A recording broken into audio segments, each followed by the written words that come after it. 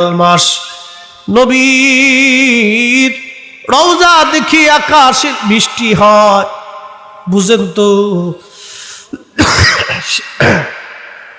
সেই নবী দুনিয়াতে আসছে। আমরা নরসিংদীবাসী, নরসিংদীর মুসলমান, আমরা সারা জীবন ওই নবীর গুণগান করে যাব, নবীর মিলাদের মাহফিলের ইন্তজাম করব, কারণ মিলাদ বন্ধ হয়ে গেলে দোয়া বন্ধ হয়ে যাবে। কি কথা বলেন ঠিক কিনা? জমিনে নবীর মিলাদ বন্ধ হলে ঘরে ঘরে দোয়া বন্ধ হবে।